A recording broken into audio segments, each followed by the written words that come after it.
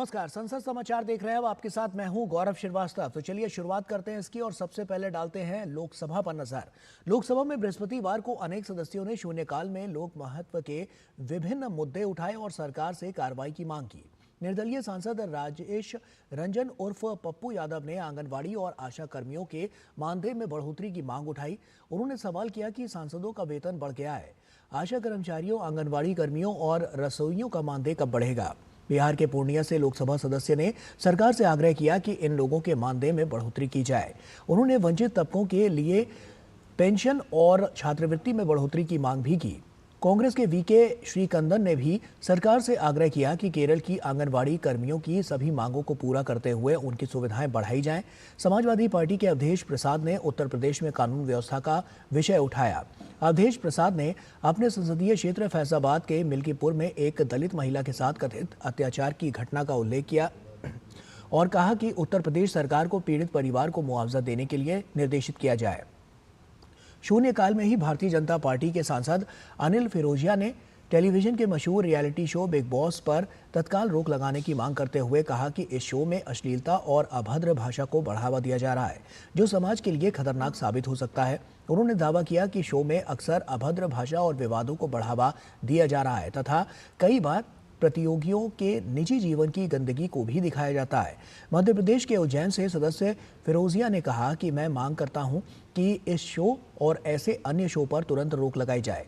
दिल्ली उच्च न्यायालय के एक न्यायाधीश के सरकारी आवास से कथित तौर पर अजली नकदी मिलने का मुद्दा भी शून्यकाल में सदन में उठा और सदस्यों ने कानून मंत्री से इस मुद्दे पर सदन में बयान देने की मांग की। तृणमूल कांग्रेस के कल्याण बनर्जी ने कहा कि दिल्ली उच्च न्यायालय के न्यायाधीश यशवंत वर्मा के आवास पर बड़ी मात्रा में नकदी मिलने की घटना सामने आने के बाद न्यायपालिका पर जनता का विश्वास डगमगा गया है। उन्होंने कहा कि न्यायाधीश को एक लोक सेवक मानते हुए उनके खिलाफ लोकपाल की जांच क्यों नहीं कराई जानी चाहिए। बनर्जी ने कहा कि न्यायमूर्ति वर्मा का स्थानांतरण दिल्ली उच्च न्यायालय से इलाहाबाद उच्च न्यायालय कर देने से कार्रवाई पूरी नहीं हो जाएगी। उन्होंने ये भी आरोप लगाया कि कलकत्ता उच्च न्यायालय और इलाहाबाद उच्च न्यायालय को सारे भ्रष्ट न्यायाधीशों का डंपिंग ग्राउंड नहीं बनाया जा सकता। गौरतलब है कि न्यायमूर्ति वर्मा के लुटियंस इलाके में स्थित आवास में 14 मार्च को रात करीब 11:30 बजे आग लगने के बाद कथित तौर पर अधजली नकदी बरामद हुई थी। कांग्रेस के मनीष तिवारी ने इस मुद्दे पर कहा कि इस घटना ने नागरिकों की अंतर आत्मा को झकझोर दिया है। उन्होंने कहा कि न्यायपालिका पर निगरानी का अधिकार इस संसद को है और कानून मंत्री को सदन में इस पूरे घटनाक्रम की जानकारी देनी चाहिए। तिवारी ने कहा कि सरकार को बताना चाहिए कि उसे इस बारे में क्या जानकारी है और आखिरकार क्या हुआ था। उत्तर प्रदेश के फूलपुर संसदीय क्षेत्र से भारतीय जनता पार्टी के सदस्य प्रवीण पटेल ने न्यायमूर्ति वर्मा का तबादला इलाहाबाद उच्च न्यायालय में किए जाने की पृष्ठभूमि में कहा कि ये उच्च न्यायालय उनके संसदीय क्षेत्र में आता है और इस फैसले से वहां के वकील और कई जनपद अदालतों के अधिवक्ता आक्रोशित हैं। कांग्रेस की आर सुधा ने कहा कि संसद सत्र चल रहा है लेकिन इस मुद्दे पर सरकार की ओर से कोई बयान नहीं दिया गया। उन्होंने कहा कि कुछ अधिकारियों के बयानों और घटनाक्रम से ऐसा लगता है कि न्यायाधीश को बचाया जा रहा है। सदन में बृहस्पतिवार को आप्रवास और विदेशियों विषयक 2025 विधेयक पर चर्चा हुई। कांग्रेस सांसद मनीष तिवारी ने सरकार से आग्रह किया कि इस विधेयक को संसद की संयुक्त समिति के पास भेजा जाए ताकि एक समग्र और संतुलित विधेयक पेश हो। उनका कहना था कि जब कोई विधेयक लाया जाए तो ये सुनिश्चित किया जाए कि उसका मौलिक अधिकारों पर असर ना हो। तिवारी ने कहा कि विदेशियों के आगमन को नियंत्रित करना और घुसपैठ को रोकना जरूरी है, लेकिन नागरिकों के अधिकारों के साथ संतुलन बनाने की जरूरत है। उन्होंने कहा कि इस विधेयक के माध्यम से सरकार को बहुत शक्ति दी जा रही है और उससे कानून का दुरुपयोग होने की आशंका बढ़ जाती है। तिवारी ने कहा कि इस प्रस्तावित कानून में सुरक्षा के उपाय करने की जरूरत है। उन्होंने कहा कि इस विधेयक को संयुक्त संसदीय समिति को भेजा जाए ताकि संतुलन बनाकर विधेयक पेश किया जा सके। वहीं भाजपा सांसद अपराजिता सारंगी ने चर्चा में भाग लेते हुए कहा कि ये विधेयक समय की मांग है और इसकी सराहना की जानी चाहिए। उन्होंने कहा कि इसका उद्देश्य अतिथियों का सम्मान करने के साथ सीमाओं और राष्ट्रीय हितों की सुरक्षा सुनिश्चित करना भी है। अपराजिता ने कहा कि सरकार की तरफ से बताया गया है कि 2 करोड़ बांग्लादेशी नागरिक देश में रह रहे हैं और उनका कहना था कि समय आ गया है कि आप्रवासन को लेकर एक समग्र कानून हो। उन्होंने कहा कि इस सरकार में जो कानून का उल्लंघन करेगा उसके खिलाफ कार्रवाई की जाएगी। अपराजिता ने कहा कि पहले भी कई संसदीय समितियों ने इस तरह के समग्र कानून की आवश्यकता पर जोर दिया है। भाजपा सांसद ने कहा कि इस प्रस्तावित कानून में दोषियों के खिलाफ सख्त दंडात्मक प्रावधान किए गए हैं। उन्होंने कहा कि विधेयक को आज की जरूरत के हिसाब से लाया गया है। समाजवादी पार्टी और तृणमूल कांग्रेस ने भी विधेयक का विरोध करते हुए सरकार से आग्रह किया कि विधेयक को संसदीय समिति के विचार के लिए भेजा जाए। सपा सांसद राजीव राय ने कहा कि विधेयक में संतुलन की कमी है और इसे संसदीय समिति के पास भेजा जाए। तृणमूल कांग्रेस के सांसद सौगत रॉय ने कहा कि अमेरिका से लोगों को हाथ पैर में बेड़ियां बांधकर भेजे जाने की घटना बहुत दुखद थी। उन्होंने कहा कि मैं चाहता हूं कि इस विधेयक को संयुक्त समिति के पास भेजा जाए। लोकसभा ने बृहस्पतिवार को राष्ट्रीय और राज्य आपदा प्रबंधन प्राधिकरणों के कुशल कामकाज के लिए लाए गए आपदा प्रबंधन संशोधन विधेयक 2024 में राज्यसभा द्वारा किए गए संशोधनों को अपनी सहमति दे दी। गृह मंत्री अमित शाह ने निचले सदन में राज्यसभा के संशोधनों के अनुमोदन वाला प्रस्ताव रखा, जिसे लोकसभा ने ध्वनिमत से मंजूरी दी। इस विधेयक को कुछ संशोधनों के साथ बीते 25 मार्च को राज्यसभा में पारित किया गया था। लोकसभा ने पिछले दिसंबर में विधेयक को मंजूरी दी थी। सरकार ने इस बात पर भी जोर दिया कि ये विधेयक राज्यों को सभी आपदाओं को बेहतर तरीके से संभालने में मदद करेगा। लोकसभा ने बृहस्पतिवार को आप्रवास और विदेशियों विषयक विधेयक 2025 को पारित कर दिया। विधेयक पर सदन में हुई चर्चा के जवाब में गृह मंत्री अमित शाह ने सरकार का प्रवासन नीति को कठोरता और करुणा का मिश्रण करार देते हुए दो टूक कहा कि भारत को धर्मशाला नहीं है कि कोई भी जब चाहे यहाँ आ जाए। उन्होंने ये भी कहा कि भारत में व्यापार, शिक्षा और शोध के लिए आने वालों का स्वागत होगा, लेकिन गलत उद्देश्य से और अशांति फैलाने के मंसूबे के साथ भारत में दाखिल होने वालों से कठोरता से निपटा जाएगा। शाह के जवाब के बाद सदन ने विधेयक को ध्वनिमत से मंजूरी दी। उन्होंने कहा कि हमारे देश में कौन आता है और कितने समय के लिए आता है, देश की सुरक्षा के लिए ये जानने का अधिकार है। गृह मंत्री अमित शाह ने कहा कि कई बार लोग सवाल उठाते हैं कि शरणार्थी संबंधी अंतर्राष्ट्रीय संधि पर हस्ताक्षर क्यों नहीं किए हैं। उन्होंने कहा कि ऐसा इसलिए क्योंकि प्रवासियों के बारे में भारत ट्रैक रिकॉर्ड बेदाग रहा है और कोई अलग शरणार्थी नीति की जरूरत नहीं है। साथ ही उन्होंने कहा कि भू सांस्कृतिक देश है, भू राजनीतिक देश नहीं है। भारत का शरणार्थियों के प्रति एक इतिहास रहा है। पारसी भारत में आए, इजराइल से यहूदी भागे तो भारत में आ रहे हैं। शाह ने कहा कि प्रधानमंत्री नरेंद्र मोदी की सरकार में 6 पड़ोसी देशों के प्रताड़ित लोगों को भारत ने CAA के माध्यम से शरण दी है। उन्होंने कहा कि जो कानून तोड़ेंगे उन पर सरकार की कड़ी नजर होगी। तो ये तो बात रही लोकसभा की। आइए अब बात करते हैं राज्यसभा की। राज्यसभा के सभापति जगदीप धनखड़ ने उच्च सदन में कांग्रेस के मुख्य सचेतक जयराम रमेश के गृह मंत्री अमित शाह के विरुद्ध लाए गए विशेषाधिकार हनन प्रस्ताव के नोटिस को बृहस्पतिवार को खारिज कर दिया। उन्होंने कहा कि अमित शाह ने अपने वक्तव्य के संबंध में दस्तावेज प्रस्तुत कर अपनी टिप्पणी को सत्यापित कर दिया है। जगदीप धनखड़ ने सदन को बताया कि जयराम रमेश ने बुधवार को दिए विशेषाधिकार हनन नोटिस में कहा था कि सदन में आपदा प्रबंधन संशोधन विधेयक पर चर्चा का जवाब देते हुए गृह मंत्री ने कांग्रेस सदस्य सोनिया गांधी पर आक्षेप लगाया था। जयराम रमेश ने नोटिस में कहा था कि अमित शाह ने कहा कि प्रधानमंत्री राष्ट्रीय राहत कोष कांग्रेस शासन में बना और PM केयर्स नरेंद्र मोदी जी के शासन में बना। कांग्रेस के शासन में एक परिवार का ही नियंत्रण होता था, इसके अंदर कांग्रेस के अध्यक्ष सदस्य होते थे। जयराम रमेश ने इसके विरोध में अमित शाह के विरुद्ध विशेषाधिकार हनन का नोटिस दिया था। सभापति ने कहा कि अमित शाह ने सदन में प्रधानमंत्री राष्ट्रीय राहत कोष के बारे में की गई टिप्पणी को भारत सरकार की 24 जनवरी 1948 को एक जारी प्रेस विज्ञप्ति के माध्यम से सत्यापित कर दिया है। उन्होंने कहा कि इस प्रेस विज्ञप्ति में तत्कालीन प्रधानमंत्री के हवाले से कहा गया कि देश में प्रधानमंत्री राष्ट्रीय राहत कोष का गठन किया जा रहा है और इसकी प्रबंधन समिति में प्रधानमंत्री के अलावा कांग्रेस के राष्ट्रीय अध्यक्ष भी शामिल होंगे। सभापति ने कहा कि इससे ये सिद्ध हो गया है कि अमित शाह के विरुद्ध विशेषाधिकार हनन का मामला नहीं बनता और इस नोटिस को खारिज किया जाता है। धनखड़ ने जयराम रमेश द्वारा जल्दबाजी में विशेषाधिकार हनन प्रस्ताव किए जाने पर दुख व्यक्त किया और कहा कि ऐसा लगता है कि यह मीडिया में चर्चा के उद्देश्य से लाया गया था। उन्होंने कहा कि सदन को सदस्यों की प्रतिष्ठा को धूमिल करने का मंच नहीं बनने देंगे और साथ ही उन्होंने कहा कि सदन की आचार समिति की सदस्यों के आचरण के संबंध में नए दिशा निर्देश निर्धारित करने की आवश्यकता है। विदेश मंत्री डॉक्टर एस जयशंकर ने प्रश्नकाल के दौरान पूरक प्रश्नों के जवाब में राज्यसभा को बताया कि अभी 97 भारतीय मछुआरे श्रीलंका की जेलों में बंद हैं। उन्होंने कहा कि श्रीलंका सरकार ने पिछले 2-3 वर्षों में इस संबंध में कड़े कानून बनाए हैं। भारत सरकार मछुआरों की रिहाई के बारे में श्रीलंका सरकार के साथ राजनयिक स्तर पर समय समय पर बात करती रहती है। उन्होंने कहा कि गलती से श्रीलंका की समुद्री सीमा में चले जाने वाले मछुआरों की सहायता के लिए सरकार उनकी नौकाओं पर ट्रांसपोर्टर लगाने का काम कर रही है और इसके अलावा मछुआरों को दूसरे विकल्प भी दिए जा रहा है। विदेश मंत्री ने कहा कि इसके अलावा प्रधानमंत्री मत्स्य संपदा योजना के अंतर्गत भी मछुआरों को सहायता दी जाती है। पर्यावरण, वन और जलवायु परिवर्तन मंत्री भूपेंद्र यादव ने एक अन्य पूरक प्रश्न के जवाब में कहा कि केरल में मानव पशु संघर्ष की घटनाओं में 344 लोगों की मृत्यु हुई है। उन्होंने कहा कि मनुष्य और वन्य जीवों के बीच संघर्ष एक चुनौती है। उन्होंने कहा कि 344 लोगों में से ज्यादातर की सांप काटने से मृत्यु हुई है, जबकि 103 लोगों की मृत्यु हाथियों के कारण हुई है। उन्होंने कहा कि इस संबंध में स्थिति के अध्ययन के लिए कोयम्बटूर में एक वैज्ञानिक केंद्र बनाया जा रहा है। एक अन्य प्रश्न के उत्तर में उन्होंने कहा कि गुजरात के कच्छ में घोराण पक्षी के संरक्षण के लिए 21 गांवों को संरक्षण क्षेत्र घोषित किया गया है और उन्होंने कहा कि राजस्थान में भी इसी दिशा में कार्य किया जा रहा है।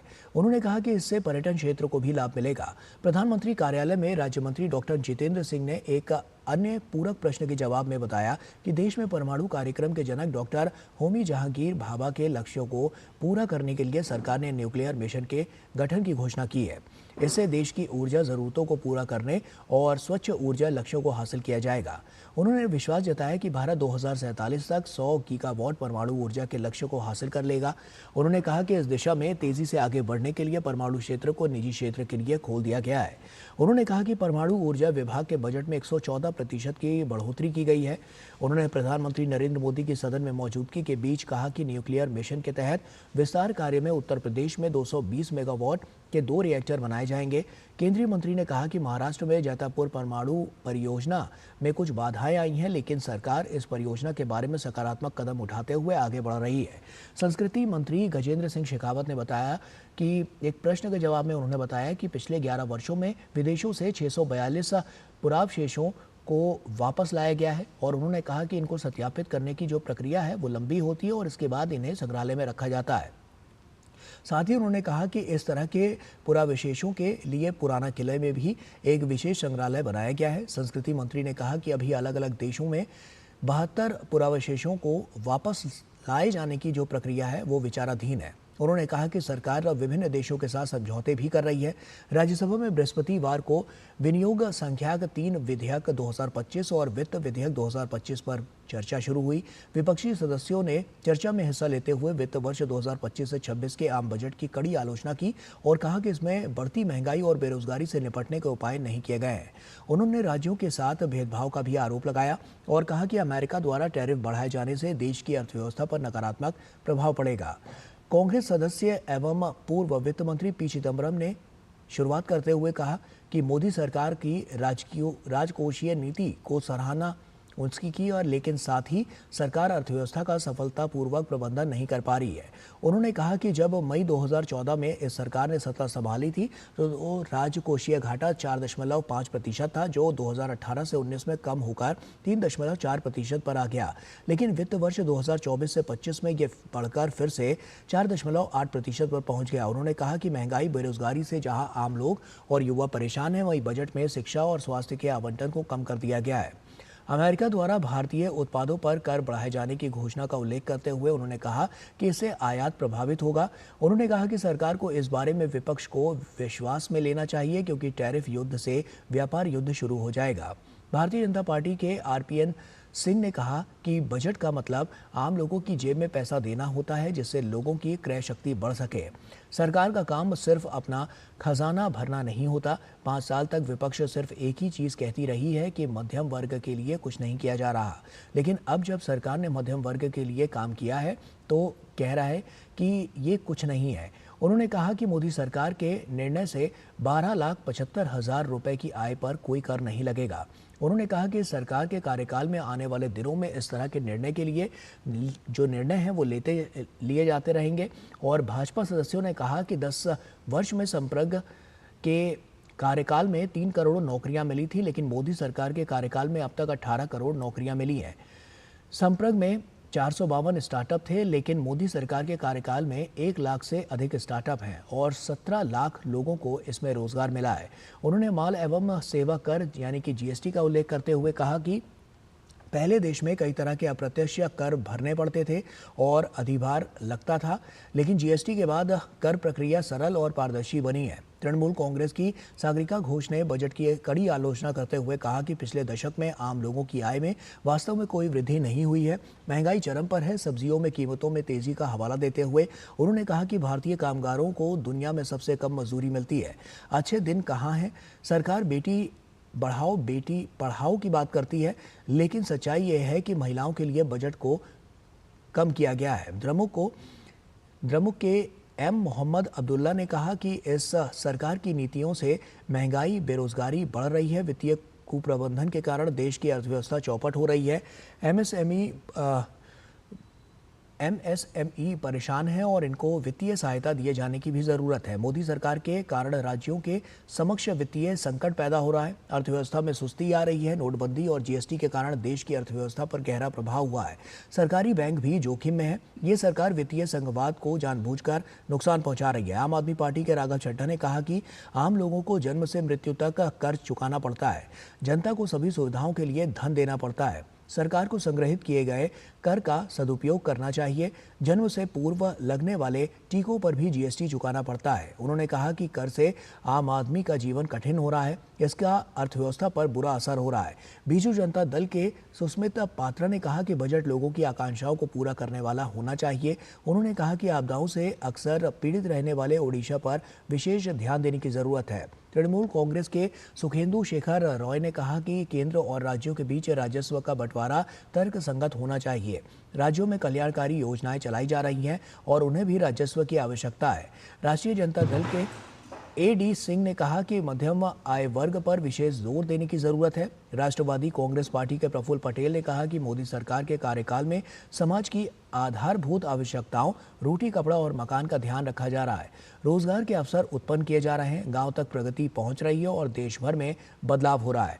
भारतीय जनता पार्टी की धर्मशीला गुप्ता ने कहा है कि विपक्षी सदस्य सरकार द्वारा भारी भरकम कर वसूले जाने की बात करता है, लेकिन ये भूल जाता है कि सरकार इसी पैसे से महिलाओं, किसानों और गरीब लोगों के लिए अनेक कल्याणकारी योजनाएं चला रही है। आम आदमी पार्टी के विक्रमजीत सिंह साहनी ने कहा कि देश में अमीरों और गरीबों के बीच का अंतर निरंतर बढ़ता जा रहा है। उन्होंने जीएसटी की दरों को तर्कसंगत बनाए जाने की मांग की है और उन्होंने कहा कि राज्यों को उनकी आमदनी के अनुरूप करों का हिस्सा दिया जाना चाहिए। उन्होंने किसानों को न्यूनतम समर्थन मूल्य की गारंटी और किसान सम्मान निधि की राशि बढ़ाए जाने की मांग की। उन्होंने देश में डॉक्टर और रोगियों के अनुपात को बढ़ाए जाने की मांग की। वाईएसआरसीपी के अयोध्या रामी रेड्डी आला ने देश में औद्योगिक आधारभूत ढांचा बनाए जाने की मांग की। उन्होंने कुछ परियोजनाओं के पूरा होने में देरी का जिक्र करते हुए कहा कि इन्हें समय पर पूरा करने में देश के विकास में इससे और तेजी आएगी। कांग्रेस की रेणुका चौधरी ने आर्थिक तंगी के कारण आत्महत्या की बढ़ती घटनाओं पर चिंता व्यक्त की। उन्होंने कहा कि 47 विभागों की बजट में कटौती की गई है। सदस्य ने कहा कि देश में निर्यात में कमी हो रही है और विदेशी निवेश भी कम हो रहा है। उन्होंने कहा कि देश में बड़ी संख्या में एमएसएमई इकाइयां बंद हो रही हैं। उन्होंने कहा कि शेयर बाजार में गिरावट के कारण निवेशकों का 95 लाख करोड़ रुपया डूब गया है। आईयूएमएल के अब्दुल वहाब ने सांसद विकास निधि को 5 लाख से बढ़ाकर 10 लाख रुपए किए जाने की मांग की। उन्होंने बड़ी संख्या में स्टार्टअप के बंद होने पर भी चिंता व्यक्त की। वित्त मंत्री निर्मला सीतारमण ने आज राज्यसभा में कहा कि सरकार की आर्थिक नीतियां देश को वर्ष 2047 तक विकसित राष्ट्र बनाने पर केंद्रित हैं। सदन में विनियोग विधेयक और वित्त विधेयक पर करीब 4.5 घंटे तक चली चर्चा का जवाब देते हुए उन्होंने कहा कि बजट में मध्यम वर्ग और आयकर दाताओं को राहत पहुंचाने पर विशेष जोर दिया गया है। उन्होंने कहा कि 12 लाख रुपए तक की आय पर आयकर दाता को कोई कर नहीं देना पड़ेगा। उन्होंने कहा कि इस निर्णय से 2 करोड़ करदाता कर प्रणाली से बाहर आ जाएंगे। और इसी के साथ फिलहाल संसद समाचार में आज के लिए इतना ही। हमें दीजिए इजाजत। नमस्कार।